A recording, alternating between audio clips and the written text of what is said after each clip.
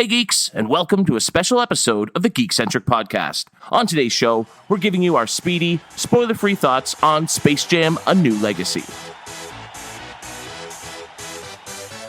Y'all ready for this?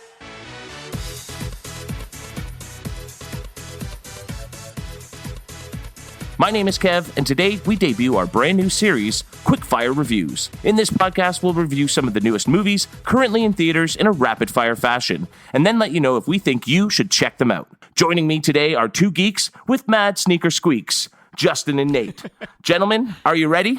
Let's do this. I'm ready. All right, let's see if this new LeBron James basketball pop culture mashup is a slam dunk or an air ball. It's time for the Space Time. The clock is ticking. There's no time to waste. Justin, what did you think of the sequel to the Michael Jordan cult classic? Well, I don't know if this was really a sequel as much as just another alternate version. Over-the-top, expensive, flashy distraction to keep kids' attention for over 2 hours. The entire message of the movie, the same message every kid movie has, is be yourself, which it sticks to landing with, but we got there in a very convoluted, very long runtime, and I think that's my biggest complaint about this movie. It felt like it was 3 hours. I guess there's a couple bright sides with the crossover with other WB properties, and I guess a rap battle that was pretty hilarious, which is online now. Other than that, those small moments in this otherwise huge blockbuster, this movie was horrendously awful. Whoa, harsh, coming right out the gate. I love it. Now, Nate, I know you're not a big sports guy. Did that have any influence on your impressions of the film? You know what? Not really. I mean, I think what had the most influence on my impressions of the film was the first Space Jam, which I grew up with. And I think for me, you know, I was really hoping, and I think I said this right as soon as we got out of the theater, I was really hoping there was a little bit more original Space Jam brought into this. And it sort of just felt like there were winks and there were nods, and they somewhat acknowledged it. But it did sort of feel like that entire movie was erased from history. Yes. For a lot of these characters, and that was part of the unfortunate part for me. And I was trying to figure out the entire time I'm watching the movie, I'm like, who is this movie for? Is it for original Space Jam fans? Is it for me? Is it for people who, is it for kids? Is it for kids? Because there's but Justin, the parts that we loved were some references that I guarantee kids have not seen those movies, or at least they shouldn't have, if their parents are raising them right. So I don't know, man. I get that this is a kid's movie, but I don't think it knew what it wanted to be. And I had mentioned as soon as we got out of the theater, I'm like, listen, there's a character in this who is an algorithm, and it feels like this movie was literally written by an algorithm. So yeah, for me, I don't know, man. I didn't hate it, but it just was too long, and it could have been cut down by a half hour.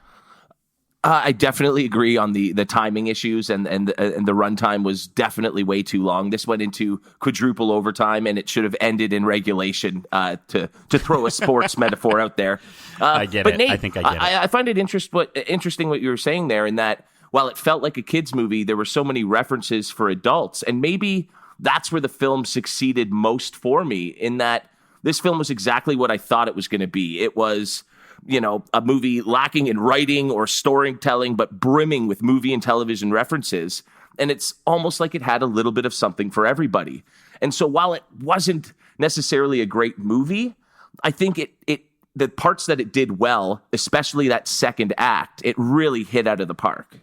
Right. Yeah. I mean, I hear what you're saying from that standpoint. I actually think the second act was a little too long. I think there was stuff in the middle that, again, we're trying to be spoiler free. And that's but just to clarify, I was almost referring to it as a 3-act story. And so that middle second act is really where it nailed it. And that I wish the whole movie was just that second act. That section, for sure. Yeah, there's some really great jokes that, again, seem like they're targeted to be like, hey, look at all the properties we have. We're Warner Brothers. Look at this is a commercial for all the stuff we've got, and that's cool. And we had a lot of fun with that.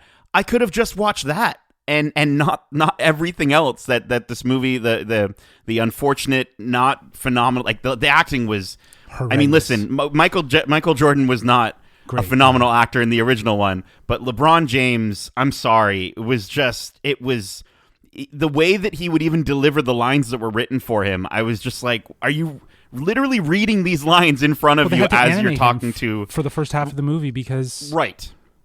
I feel like the reason why is because he's an awful actor, right? Like, Sure. you know what I mean? Sure. Or to at least make it more interesting for 2 hours. I don't know. But again, for kids too? Michael wasn't great, and people He was such better. as yourself, He was Justin, better than him. I feel like. strongly disagree with that. I strongly disagree as I've well. seen so many early reviews of this movie saying this is no good. This doesn't live up to the legacy of Space Jam, and it's almost like people forget what Space Jam is as a movie, and that. I don't think it's aged very well at all, and I think unless you're watching it through nostalgia-tinted glasses, it's not a good movie. Yeah, it's not a good movie. It really isn't. Yeah, and but I think it's better than this movie, 100%. really, I think the middle 30 minutes of this movie is better than the entire running time of the original. Yeah, but that's Space only Time. 30 minutes of the movie. Absolutely. It's just such a small portion. I don't know, man. Space Jam, a new legacy. Okay, cool. So what is that? Let's break that down, right? You've got Space Jam. Cool. Make it seem like Space Jam. Having the Toon Squad and basketball players, okay, you've got your basic ingredients. You're missing a lot of that other spice that was Space Jam. Okay, Right. now a new legacy. Great. You want to turn it into its own thing, but it's not. It's a mashup of every other Warner Brothers property, and it doesn't have its own voice. And other movies have done it better. Have blended that, have incorporated those properties better, rather than like a 10-minute sequence and then a bunch of background characters that obviously aren't the exact characters. My thing is that I think you said it best, Nate, right, in the top level thoughts there. It's that this negates the original Space Jam. It did nothing to try to feel like it was connected. And it was just another means to retell a story that was already told, and it lacked all the integrity of actually trying to do something with the story, right? I get that Space Jam, the original Space Jam, wasn't top tier, but again, compared to this movie, it makes Space Jam, the original Space Jam, look a lot better. Yeah. Because I wasn't expecting great writing, great acting, especially from LeBron, I do think that was the biggest shortcoming of this movie, was erasing that original Space Jam legacy, which it could have continued on that story and made the story that much better and more interesting had they done that. One thing I found really interesting was, while I loved the throwback to the classic Looney Tunes, humor and the shtick and the gags and everything, they feel so much more dated than they did 20 years ago. Like, I think we were kind of the last generation that would have grown up watching Looney Tunes. I'm not sure how many kids these days will have grown up watching that. And so I wonder how much of Daffy spinning his beak around and that sort of sight gag that Looney Tunes is famous for would resonate with today's audiences, given how much great animated and children's content there is. Sure. Which is why, again, there was such a missed opportunity to make this its own thing for today's audiences. Cool. And then make it truly a new legacy, or make it truly a thing for people who are fans of the original. But it just sort of didn't know what it wanted to be. And we talk about this all the time with movies, is like, it's not necessarily confident in one way or the other.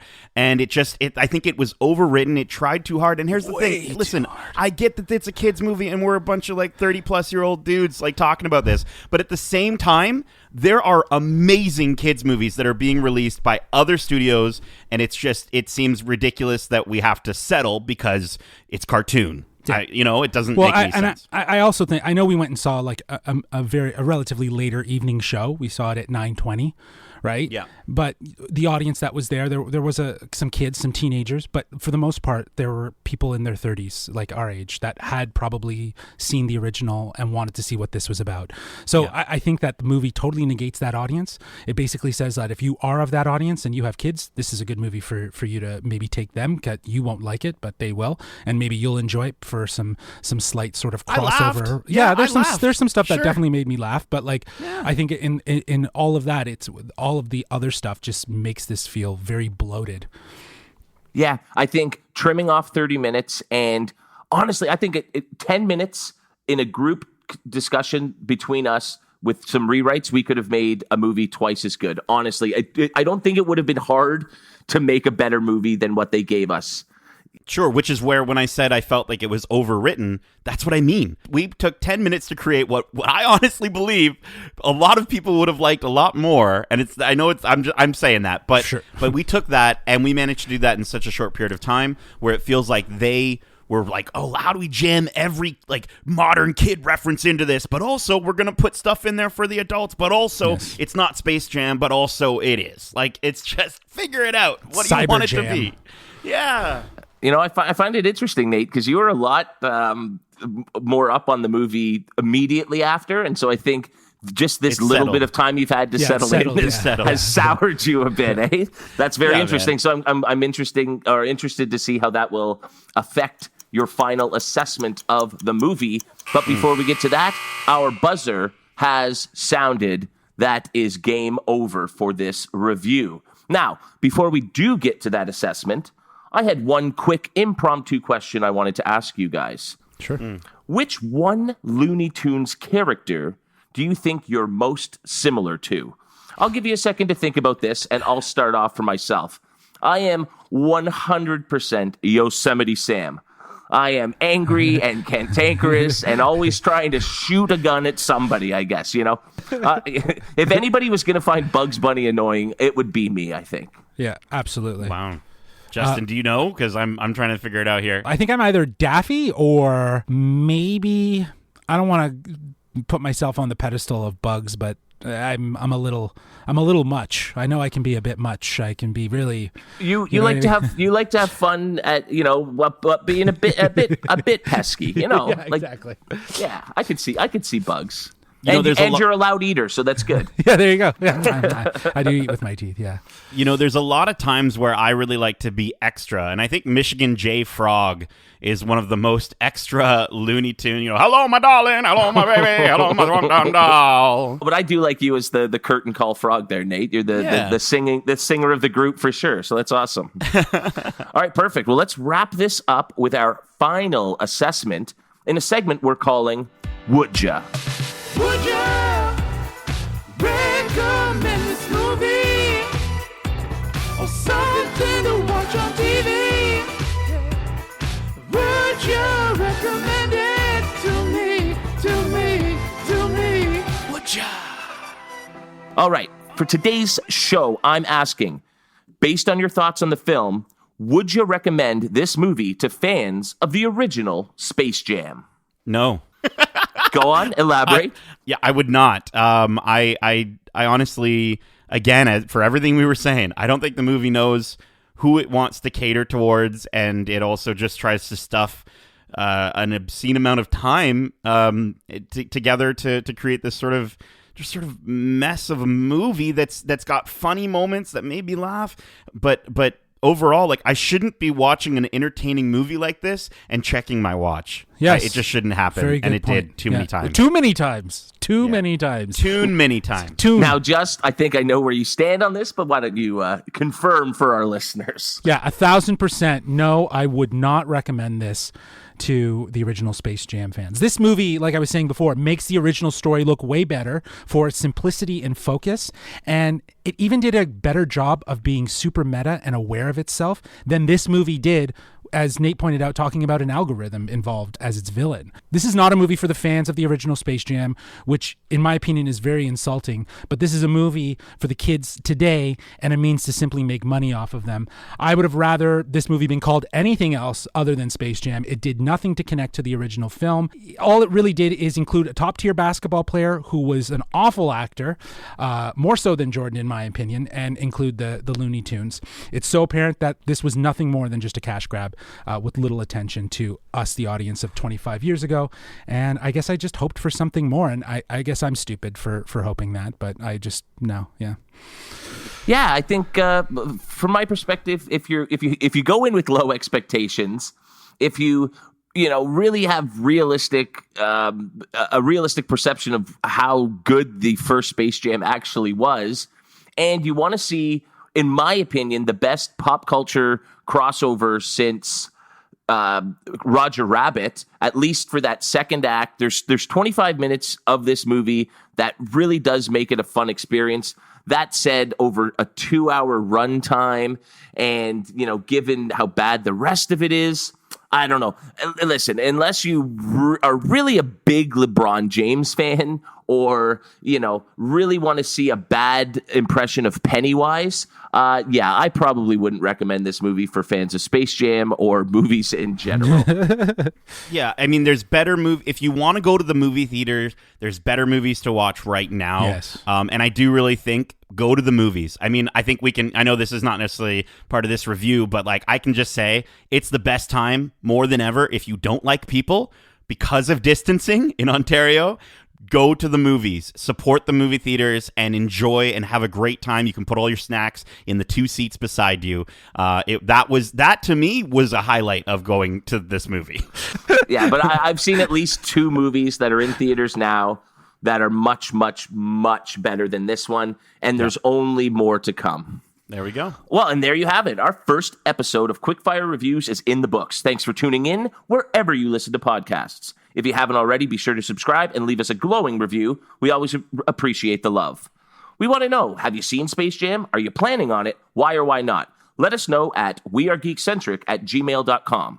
We'd also love it if you check us out on YouTube at youtube.com/geekcentric, on Twitter at geekcentricyt, and on Instagram at wearegeekcentric. Justin, Nate, thanks for joining me, and to everyone listening, thanks for tuning in. Until next time, keep it geeky.